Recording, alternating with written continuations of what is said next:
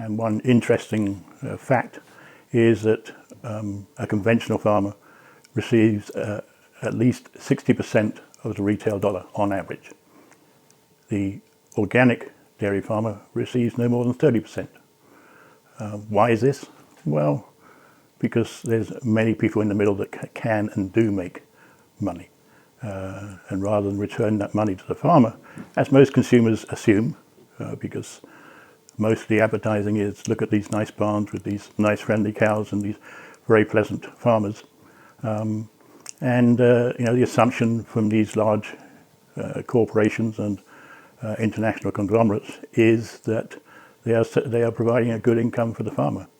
And one of the basic requirements of organic is continuous improvement. And if you don't get paid enough for your product, then you can't reinvest it in your land, your buildings, and your family. So you don't get that continuous improvement.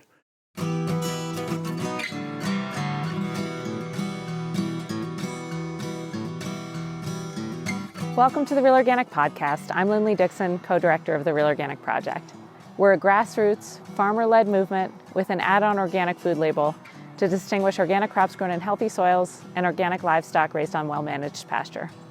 You just heard from Ed Maltby, the director of the Northeast Organic Dairy Producers Alliance. In this interview, Ed talks about how dairy contracts, privacy agreements, and pay prices put many dairy farmers in a really tough position, and how greater transparency is greatly needed in the organic dairy industry. Welcome to the Real Organic Podcast, and I am speaking today with Ed Maltby. Welcome, Ed. Ed is someone that I first met years ago at the first rally that we had to protest the actions and the inactions of the USDA organic program, and that was in Stowe, Vermont. And you joined us. There were about 50 farmers marching around the block. We had a fun time. It was a good day. It's a wonderful scene. Yeah. So Ed, I wanted to talk to you today about milk and money. I want to talk about the problems that organic farmers are having, and I think organic eaters are having with the way the system is working for us, and explicitly, in particular, talking about the actions of Horizon Dairy and dropping 89 organic dairy farms in New England. So, have you seen this coming for a long time? Yes. The conditions of the regulations, the way regulations have been enforced, and also the lack of the processors' willingness to invest in infrastructure in New England. And we've had in the past one or two farmers that get dropped either for insufficient quality or doesn't fit in with the company's trucking routes. But the situation was highlighted in 2017 when the Department of Justice came in, when the White Wave was being sold to Dannon. And they said, well, there's a lack of competition on the supply side in this area, New England, Northeast. And before we let this purchase go forward, then we want to ensure that there is going to be some competition. And that was why Dannon had to divest themselves of Stonyfield Organic, which was sold to Lactalis. And in our opinion, it wasn't that good a result, because the third largest dairy corporation in the world was selling a New England plant to the second largest dairy operation in the world, both from France, which I've got nothing against French people, but it was ironic that we managed to go so far and then have a situation that wasn't ideal. So knowing that there was a lack of competition in the area, knowing that it's more expensive to produce organic milk in the Northeast than it is in the West and the Midwest. And that's simply a fact of life for the way that New England and New York farms are. They fit in with the landscape, they fit in with the environment, and they're small to mid-sized operations. and they're not like some of the large CAFOs out in the west, where you have 3 or 4 or 5, 10,000 cows, supposedly organic herds, especially in Texas now and in the arid desert areas. Do you think those farms are, in fact, organic? Not by any extent to the way the regulations can be enforced. One of the reasons that the organic community decided to go with the USDA and the federal government was to get that level of enforcement on the third-party certification, because the idea is that you've got the federal government behind you, they should be able to enforce regulation. One of the challenges was where there's money, then people tend to bend the rules. And if they can make more money by bending the rules, then when it comes to a question of access to pasture, some of these large dairies were interpreting it originally as, oh, there's the end of the barn, the gate, we'll open the gate, and there's the pasture. Cows don't necessarily have to go out on the pasture, but they do have access to pasture, which in legal arguments worked. Since then we have worked on increasing the legal compliance on the access to pasture. In 2010 we had a rule, a federal rule, that said, okay, if your cows are going out to grass, they have to eat some grass, and that grass has to be nutritious enough to support themselves and their milk production. And it has to be at least 120 days, but depends on the growing area.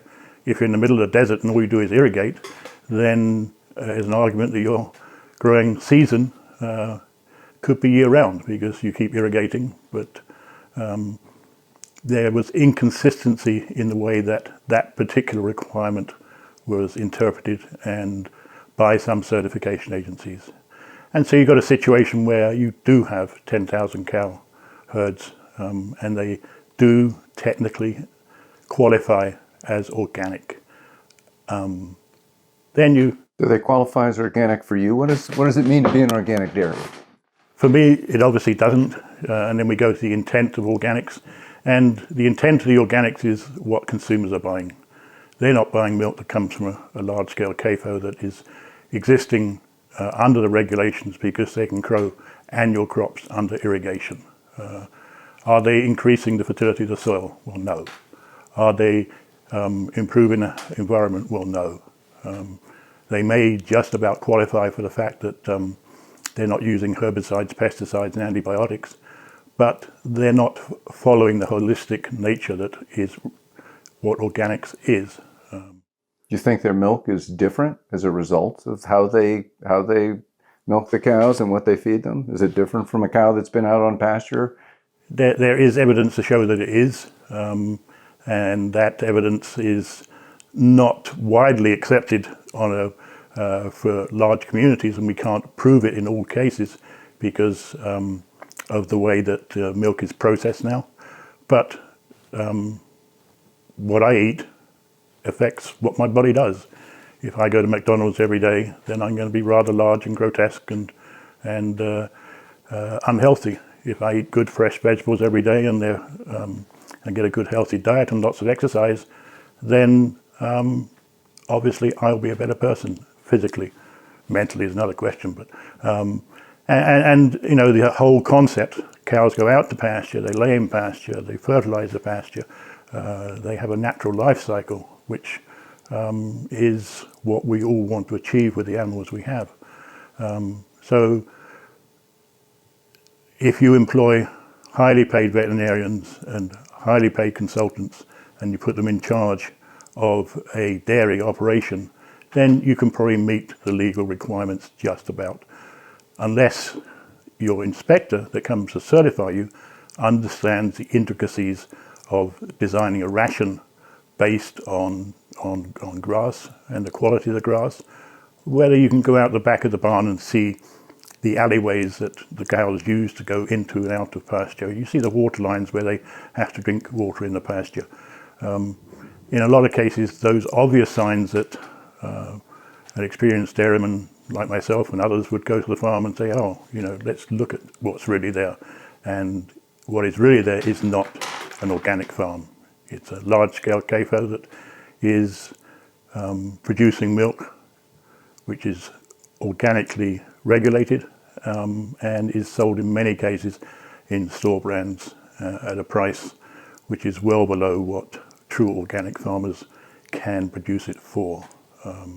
Okay, so milk that is comes from cows raised on pasture is going to be more expensive. It's going to have higher quality, but it's going to be more expensive.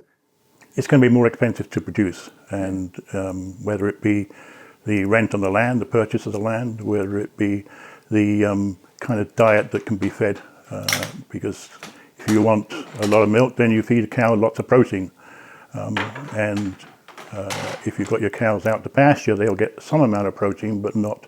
They won't be force-fed it like you can in the CAFOs. Then you've got higher costs of labour. So, in order to produce this milk, then farmers need to be paid at least on the cost of producing it. And then we have to take into account, okay, these are highly qualified families, and it's usually a family of people or an extended family or a farmer with lots of support. And they need to be recompensed for their time, their energy, their knowledge, and they need a lifestyle that reflects a balanced and fruitful life, that they can enjoy their family life, they can enjoy vacations, they can send their kids to college, and they can put some money away for retirement. To me, that is some of the basic requirements. Unfortunately, what we do have is organic dairy farmers that have food stamps because they can't afford to purchase, or they qualify them because of their income, which is disgusting when you look at the fact of the work these people are doing. So in order to have that, then we need farmers to be paid a cost production plus a living wage. And it's a reasonably simple equation.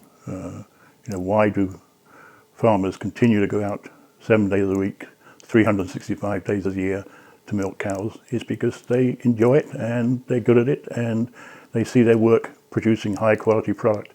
But they should not be penalized for that. They should not have to accept a lower standard of living because of their commitment to the animals and to consumers, so that consumers do get a high quality product produced in a way that is organic and sustainable and holistic. Because consumers are paying that bit extra. They call it a premium, but a premium is paid by consumers, yes, on top of conventional milk. But what the organic farmer gets is not a premium. They get a higher pay price than conventional gets, but it's to reflect higher cost of production. And one interesting fact is that a conventional farmer receives at least 60% of the retail dollar on average. The organic dairy farmer receives no more than 30%. Why is this? Well, because there's many people in the middle that can and do make money. And rather than return that money to the farmer, as most consumers assume, because most of the advertising is, look at these nice barns with these nice friendly cows and these very pleasant farmers. The assumption from these large corporations and international conglomerates is that they are providing a good income for the farmer. And one of the basic requirements of organic is continuous improvement. And if you don't get paid enough for your product, then you can't reinvest it in your land, your buildings, and your family. So you don't get that continuous improvement. If you don't get the continuous improvement, then you won't, in the end, have an organic farming community, because the younger people will see, yes, this is a nice life, but hey, I'm not working 7 days a week, 365 days a year, and not getting paid enough. I'm going to have to do something else because I'm qualified to do that. So there's a thing here in basic capitalism. it's like, well, we're going to buy from the cheapest provider and of a comparable quality, of an acceptable quality. And you just said a bit earlier that it's impossible for any New England dairy farmer to be the cheapest provider, that it costs more to make milk in the Northeast than it does in the Southwest. That's accurate, yes. Yeah, and that's because of weather, basically, and topography, the land. And out there, it's flat, and you got a million miles. Now, it's interesting because the Southwest isn't exactly what you would think of as dairy country. It's desert, right? So they've got some fairly cheap water, relatively cheap, that they can compensate for that. Yeah. And then they've got no snow. They got warm weather. They're running basically a big agricultural factory. Yes. So should Horizon or an eater care? Let's say for a minute, I don't believe it for a second, but let's say that the quality is equal. Are there other reasons why you would support a local agriculture, even though it costs more? There are countries that have definitely chosen to do that. It's a big deal in Switzerland. They're going to have local agriculture for security, for food security, for tourism, to keep the land beautiful. What about here in the Northeast? Well, we're in the end of a pandemic, and we're in a supply side economy that is gone haywire. And the reason is because we're shipping goods across the world into ports and then in shipping them across the country. You have the conventional dairy world balances its supply and makes its money exporting. And at this point, they can't export their milk powder or their cheese because it's held up in the docks. So that has depressed the conventional price of milk. So if you're looking for long-term security, if you're looking for a long-term environment and agricultural setting that is pleasant to live in, that generates income, that supports the rural environment, and when it comes down to it, makes it attractive for tourists to come to the area, then small-scale agriculture in New England, which is what we have, is very beneficial for that. But then you add on the fact that the quality of the product you're getting from cows and farms that actually use the pasture and use their resources there and improve them, then that quality of that milk will increase. And there's proven statistics for that. And then you add on again global warming. And one of the biggest weapons that we have against global warming is organic agriculture. And the local effect from a global warming point of view is the beneficial to the community where those farms are. So if you're bringing your milk from the arid desert, which is using up a water supply that is slowly evaporating, or perhaps evaporating is the wrong word, but slowly disappearing, then why are we feeding the grassland in an arid desert all this water when the water supply is in danger? Why are we shipping vegetables across the country? Why we ship lettuce from California to New England when we're actually just shipping water when it comes down to it? So looking to the future, then if we can support a regional agriculture which supports regional by local and reinvest in regional infrastructure, both whether it be meat packing plants or milk processing or hubs for processing vegetables, then we are able to secure our own supply of the best high quality food, plus we revitalize the community. Okay, I'm gonna jump over. I have a question. So I hear about almond milk and soy milk and they are growing for sure. My question is, I see that also the sales of organic milk, the dollars are going up. They continue to go up every year, that there's greater sales in dollars. Is there greater sales in milk volume? Is that growing? Currently, the volume of milk is not growing on organic.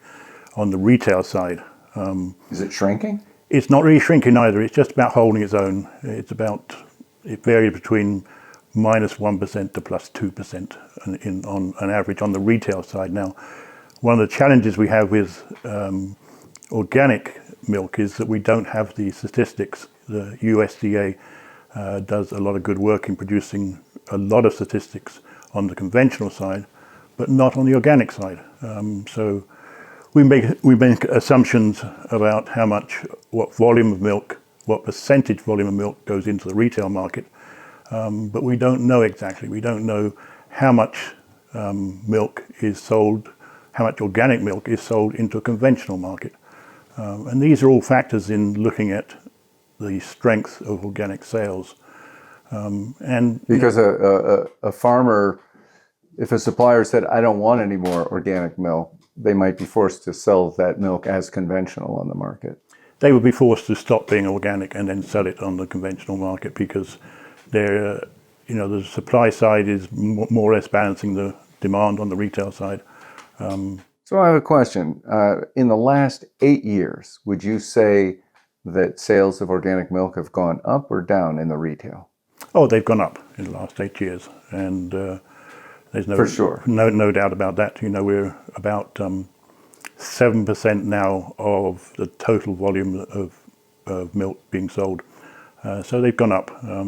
They haven't gone up in the early years. Organic, they were going up 10, 15, 20% a year. Now, up until the last 2 or 3 years, then they were going up 5%, 4%. So there's definitely an increase. If you look at the chart, it's going up like that. It's not going up. It used to go up like that. Now it's going up like that. So it's slow and steady.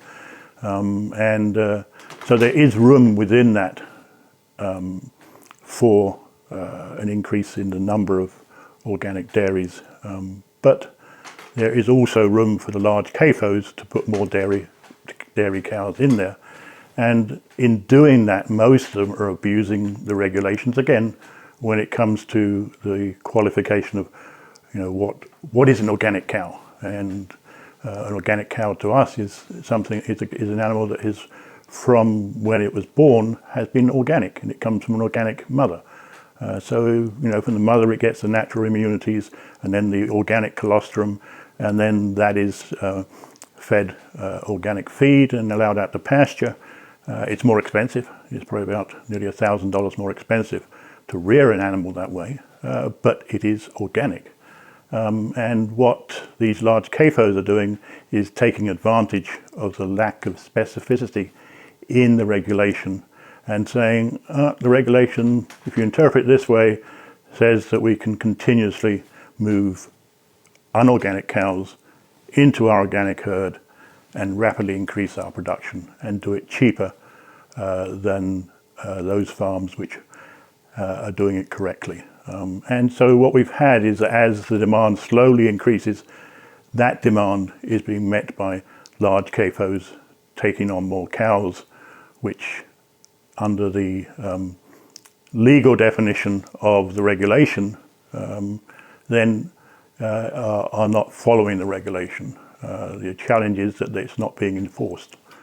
So it's interesting that if the sales of organic milk have steadily gone up quite a lot over the last 8 years, we see a lot of farmers who 8 years ago, organic farmers who were making a good living, and now they're literally going out of business.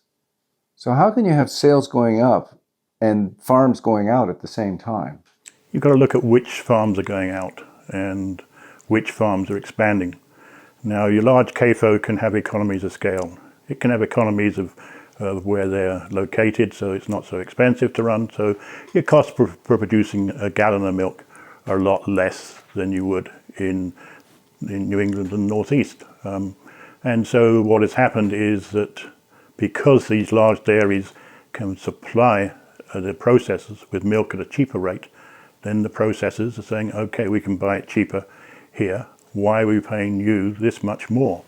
And the simple fact is that you're paying more because that's what it costs to produce it in New England next to your, which is right close to your main group of consumers. And, consumers want to know where their milk comes from, and you are satisfying that, plus improving the regional environment. But money being money, then the processors are buying from the cheapest available CAFO factory. And in New England, we've got lots of small to mid-sized farms, not as small as some people imagine.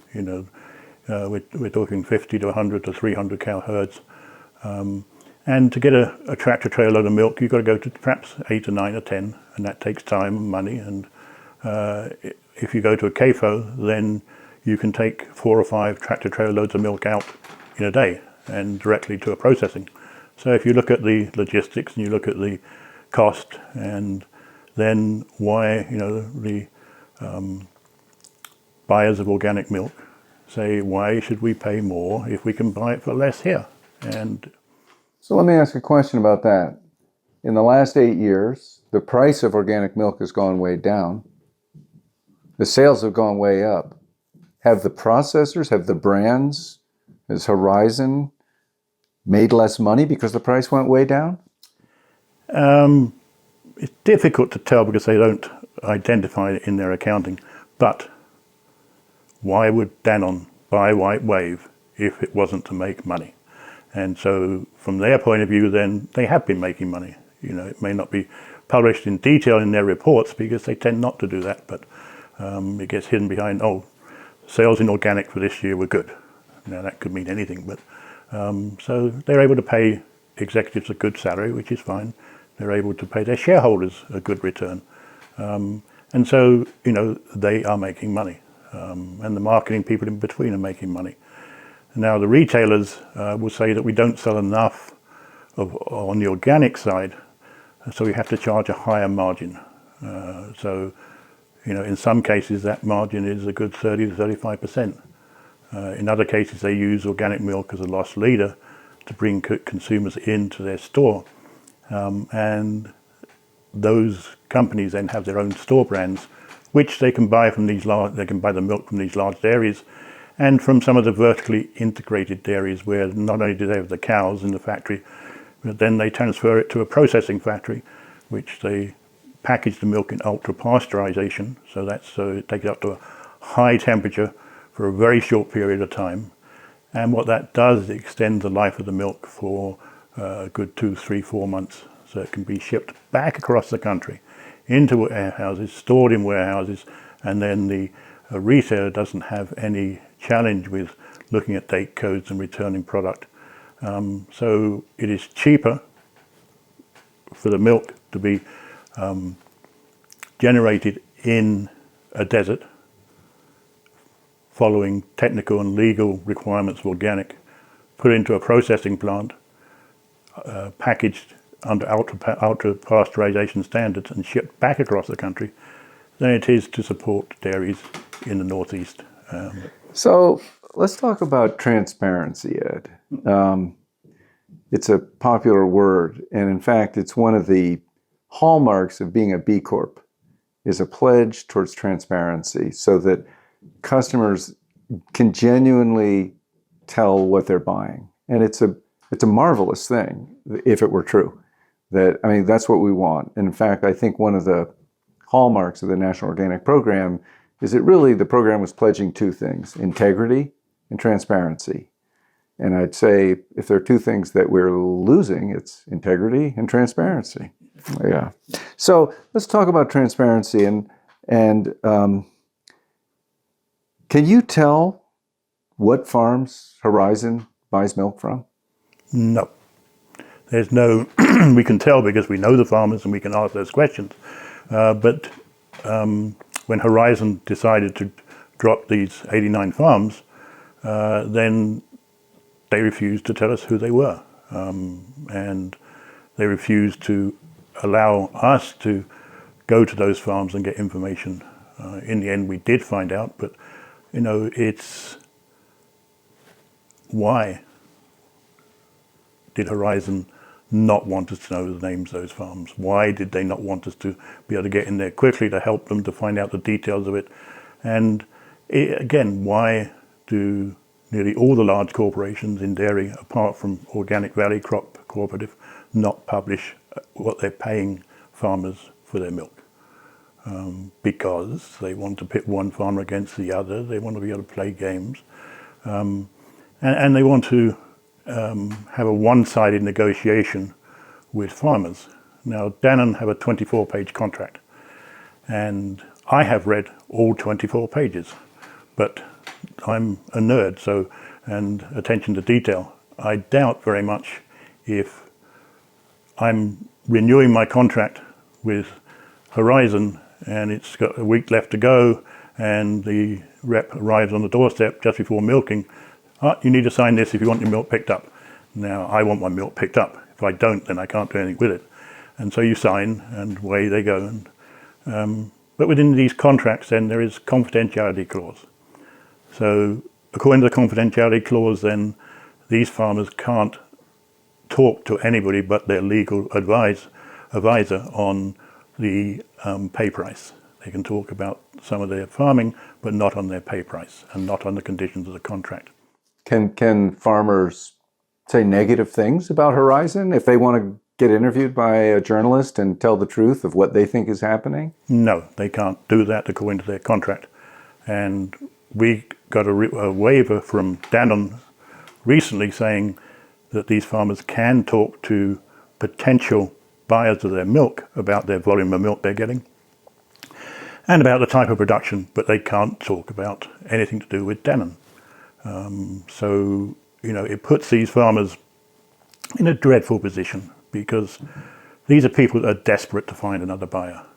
And they're not going to do anything to upset their current buyer because they want to be picked up. And, you know, Dannon have the right, and they've exercised that right in the past, of saying, okay, in a week's time, we'll no longer pick up your milk because of this, and that condition.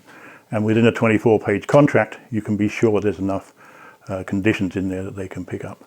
And, you know, they're not going to speak out publicly because, A, they're not allowed to with a contract with Dannon, but B, they also don't want to look like a troublemaker to a potential buyer. So, you know, there isn't that, it's a one-sided contract with one-sided negotiation with no basic pay price. Everybody complains about what is called the Federal Milk Marketing Order on the conventional side, that it's archaic and it doesn't represent the modern marketplace for dairy. But what it does do is give dairy farmers protection against exploitative contracts. It needs lots of improvement, but it does give that protection. We don't have that in organic. And it, from the outside, you know, I call up their representatives regularly and, okay, you know, what's your average pay price for the area? What are you paying these farmers? Oh, we don't divulge that information. Oh, how many farmers have you got in that area? Oh, we don't divulge that information. And in this day and age, when you can get a barcode on a package that can immediately take you back via your iPhone to the farm, then there should be no question of that. You know, it's the organic regulations specify that you can track the product from the farm to the table, and it's third-party certification. So along the way, both certifiers and processors and marketers and retailers have to know where that milk comes from. But to get that information is impossible. I can guess. I can go down to the local processing place. Well, we don't have any in New England now, but I can have friends out in Wisconsin that sit outside a plant and say, well, we've got trucks coming in from Texas, and then they're leaving to go up to Albany, New York. Who do you know in Albany, New York? And so, but... Oh, wait. So they're shipping milk from Texas to be processed in Wisconsin? Yes. Oh, yes. Yes. They have been for quite a few years. Will that be pasteurized already? It won't be pasteurized, but it will go ultra-pasteurization. Once it gets there? Once it gets there. So then that... So a farm, a huge farm in Texas, the truck's coming and picking up and driving it to Wisconsin to be processed? Yes. Yes. And from there, does it come to New England? It doesn't come to New England as raw milk. It will come as packaged product, but Like yogurt? no, Cheese? fluid milk in half-gallon packets. Yeah. Yeah. Okay. Okay. But again, then milk from Wisconsin comes up to New England.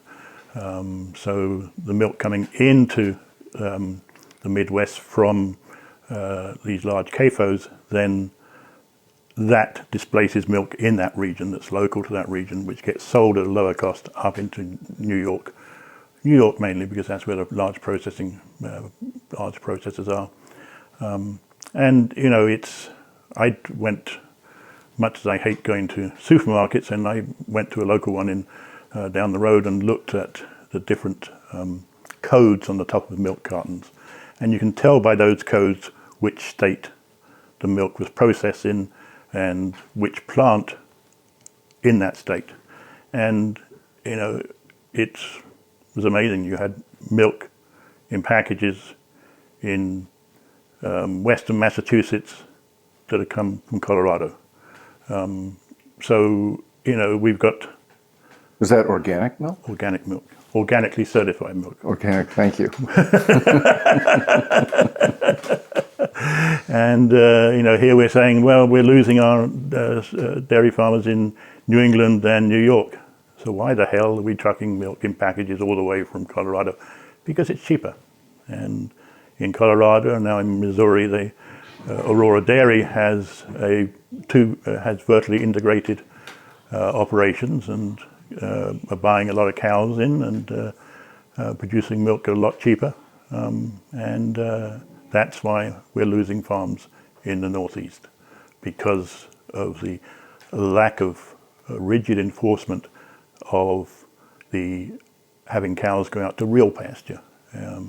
And you know, some of that is down to the certifiers who haven't invested in their inspectors, haven't invested in employing highly qualified nutritionists and veterinarians that can go to these CAFOs and actually look through the records with the knowledge of exactly what kind of cow, what the cow needs to do, how it needs to do it, how it's going to eat, how it's going to get bred. And funnily enough, about 3 years ago, there were three veterinarians from Vermont that asked the National Organic Program, which is the accredited agent for certifiers, if they could go to one of these large CAFOs and look through the records. And they were told no, because they weren't weren't inspectors for any certifier. But you know, when you say no to highly qualified people that could break down the kind of ration that these cows were being fed, then you know, who do you trust to go there? And that's the big element of the transparency side. You know, I can go there as a farmer and I can see that these animals aren't going out to pasture on a regular basis. They probably only have a life cycle of 3 or 4 years of milking, whereas most organic cows go through 8 to 10 years of milking because they haven't got the stress. So you know, that when it comes to accountability, when it comes to transparency, when it comes to integrity, then I'm afraid we're selling consumers short. And you know, one of the missions of NODPA is to ensure integrity in the product. NODPA is the Northeast Organic Dairy Producers Association. Alliance. Yeah, Alliance. Yes. NODPA. Yes. Which you are the head of. Yes. I never said that in the introduction, but people should know. And you're an advocate Yes. for these farms. Yes. Yeah. Simply because they can't advocate for themselves. Because some do, and they get branded, and you'd be surprised, oh, we have to get rid of this farm and that farm because we're oversupplied in milk, or the quality is not good enough. Oh, there are also those people that appeared in the media. So it's a basic code of fear that if you speak up and object to what's going on, you will be punished. Yes, and that punishment can take many, many different, you know, some of them, when we were in oversupply, then Horizon were asking their farmers to produce less milk and penalising those that produced too much.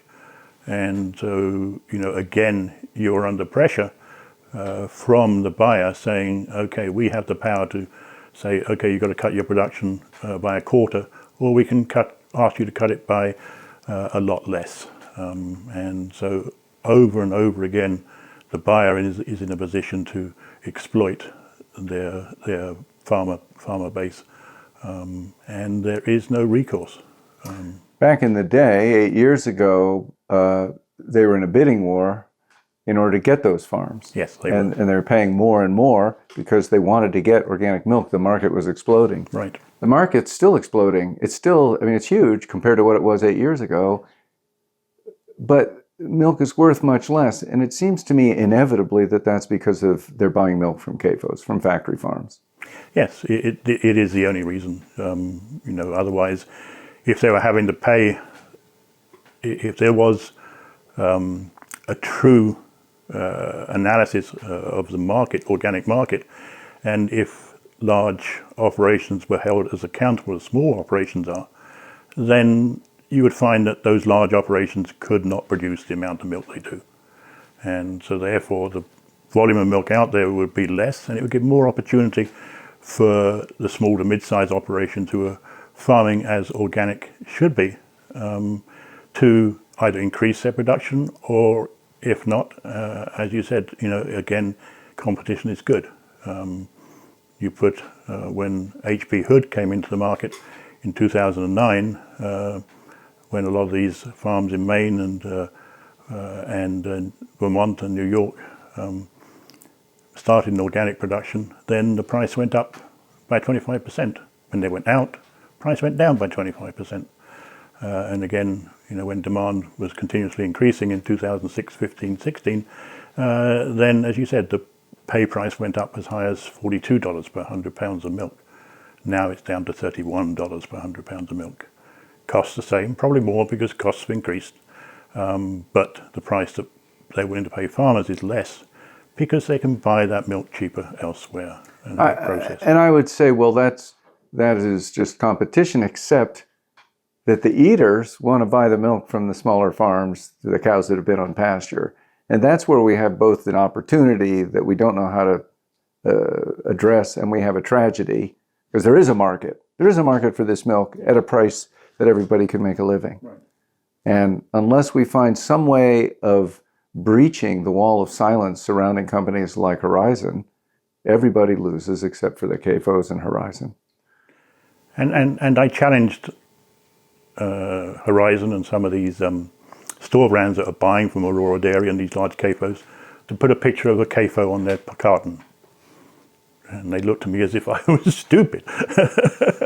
But, that is, we have to sell integrity. And, if you look at the B Corp, why have a B Corp certification if you're not going to follow the criteria?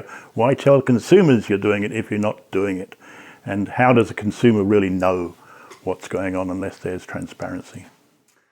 Part of the lack of transparency isn't just about the small farms who are being put out of business. It's also about the large farms, the CAFOs. I have asked Horizon in conversation. We've both been in conversation with them. They say, well, we really don't buy from many CAFOs, and they're only small CAFOs. Like we buy from the two smallest CAFOs in Texas. I said, well, what are the name of those CAFOs? I'd love to check them out. And they said, well, we can't tell you that. So there's a code of silence here. It feels like you're dealing with a mafia. Like, why would you not want to say who you're getting milk from? I can't think of any good reason except that you're ashamed. Exactly. It's a simple question. And these days it's simple to access that information. And, you put nice pictures on your carton, and you're willing to have media go to good, true organic farms that look like an organic farm should. So why don't you do the same with the small CAFOs, which still have the economies of scale because small is 5,000 to 10,000 as opposed to 10 to 20,000. So, again, we've asked them quite a few times over the years, well, can we visit some of your larger suppliers? Perhaps we'll learn how to produce milk cheaper. perhaps we'll be able to educate ourselves, and I'm afraid not. We don't allow that. So it is like the mafia. I don't have any experience with the mafia, but it is following that code of silence, as you say, and that code of intimidation, and that code of not giving any leverage to your supplier. We want that milk. This is the price you're going to get paid for it. Boom. And if you don't like it, we won't pick your milk up. So it's a little. I've had a little trouble trusting the things that the representatives of Horizon tell me. And that's based on a rather checkered past. Do you trust the things that Horizon is saying? I don't, because there were some individuals that I have had good relationships with in Horizon over the years, and there's some good people. But as a corporation, right through their whole history, they have not been transparent. And back in 2008, they were telling us they weren't doing certain things, which they were. And so over the period of time, then you get to be very cynical, first of all, but you also ask more direct questions so that you can elicit direct replies. And when the replies are, well, we can't tell you that, which is at least honest, because they don't want to tell you that, then you get answers which, well, we got rid of 89 farms, but we took on 50, but I'm not telling you where those 50 are, in which state, what kind of size farms are, but they're going to produce the same milk. Now, it's on something as simple as that, 89 farms produce a certain volume of milk, 50 farms produce a certain other quantity of milk. One would assume those 50 have more cows produce the same amount of milk. So it doesn't, even in their marketing deceit, they don't really go to the trouble of covering themselves, because they know they've got the power of high-powered marketing, and their advocates working against them don't. They got control of markets, and in that control of markets, then that spreads over to their influence in state governments. And there's a lot of state governments and a lot of retailers that won't go against a corporation like Danone, because they're afraid of them. They're afraid of their size in the market and their ability to exert that pressure. And do you have any idea of those 89 farms? How many cows are they milking? It varies, and over the last few months I've been able to be in touch with most of them. Some Amish, they're milking about 25, but others are 30, 300, 350 perhaps. Somewhere in between is probably an average of 100 cows. So, it's not an enormous quantity of milk. So like 1,000 cows, just Probably. as a ballpark. It's a ballpark figure. I don't know exactly. And the new extension of Prairie Dairy in Indiana is 4,000 cows. Exactly. One, that's their small CAFO. The big one in Texas is 10,000. Yes. Yeah. Yes. So, the equation, it's capitalism and it's the market, and, you exploit your consumers and you exploit your farmers, but don't call yourself a B corporation with values, because you don't have them. Say what you are. You're in there to make money for your shareholders, and let the consumers judge by the accuracy of the information you provide, which of course they don't provide that sort of accuracy. Yeah. All right. So, tell me. I know that you work with people. We're talking about issues, and you work with people who are being terribly impacted. Many of these people are going to go out of business. Do you have any hope? I mean, I know that we were involved in a first petition from a lot of organizations, and basically, I thought the ask was not very strong. We were asking for an extra 6 months before people got pushed off the ship, and some severance package. Has there been any positive response or negative response from Horizon about that request? Yeah, and that, we had 16,500 signatures to it within 2 or 3 weeks, and their response has been to have a virtual meeting, which will happen towards the end of this week. And what we have also done is sent in the complaint to the B Corp people, saying explain the circumstances and asking what the B Corp can do to verify Dannon's membership in that as a B Corp. So what can be done? Historically, farmers have more or less just said, well, nothing, and thrown up their hands. And that's not because they're any lesser people, but they've experienced the rigors of trying to put pressure on their buyers. And one of the replies from Dannon was, well, this is the way the industry does it. And my retort to that, my reply was, well, no, never in the history of organic dairy have 89 farms been given their severance package altogether within one community in New England Northeast. Never has that happened. And never with such callousness that the community weren't there. They weren't told ahead of time. The farmers weren't warned about it. There was no... Dannon did nothing to try and solve the problem directly with the farmers or with the organic community. And they did it at a time when there are no buyers for the milk in New England and Northeast. So what we're seeing is a lot of stress, and these farms have come through a year and a half of COVID, and that's enough stress for anybody. But then to have this other stress imposed upon them by a corporation that freely said, we're doing this to save money. Screw you, we want to save money. We're not making enough billions of dollars in profit. Well, that's a question. Was Dannon losing money? No. Was Horizon losing money? No. I asked them that question directly, and they said no. I was in a way surprised by their honesty, but that was one of the first conversations. The degree of honesty disappeared very quickly when they got besieged by a lot of other people asking the same questions.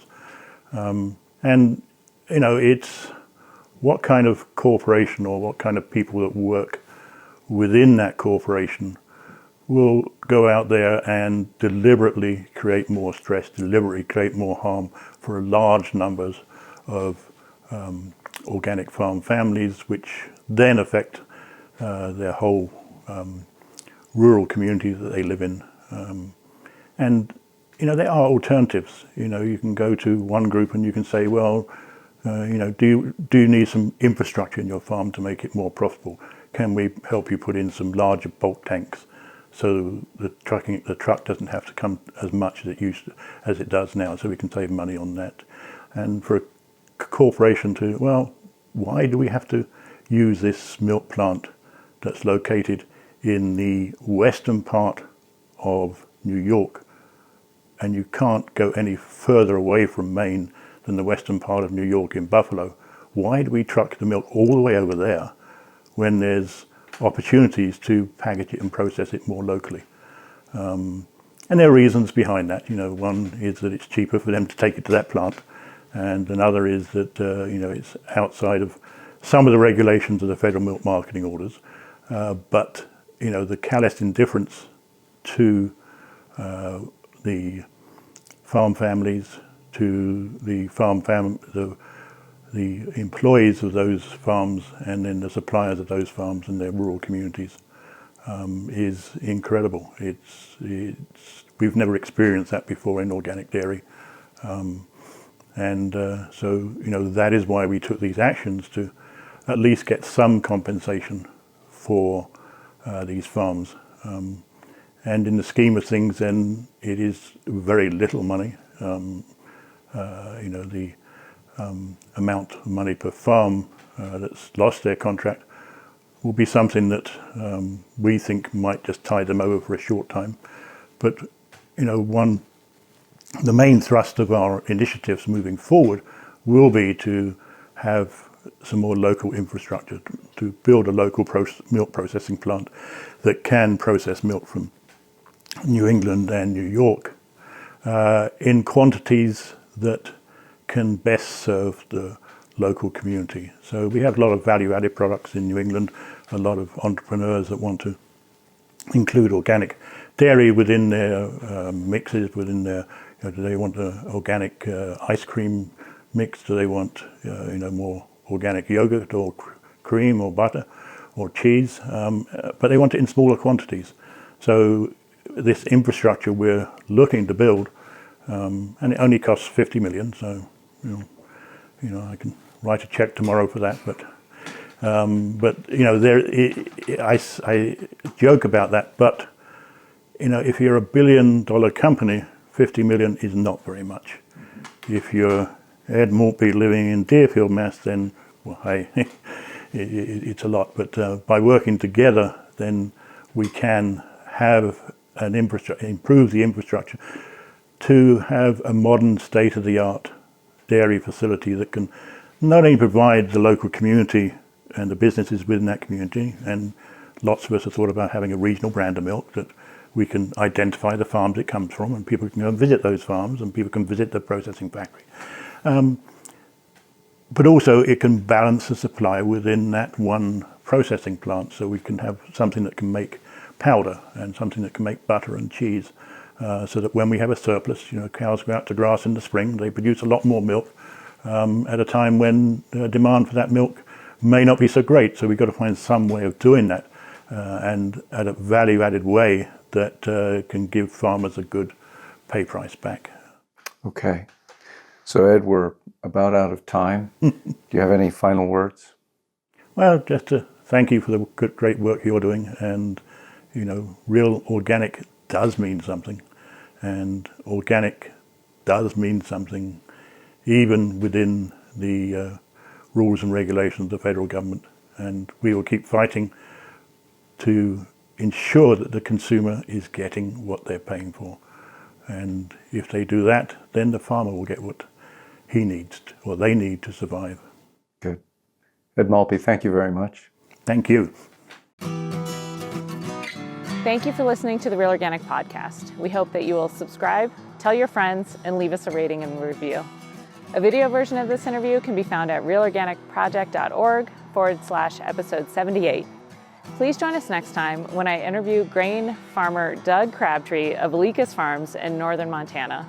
To support this podcast and our certified farms, become a recurring donor at realorganicproject.org and get the benefits of being a real friend, including our book club, where you can ask our favorite authors your questions. See you next time.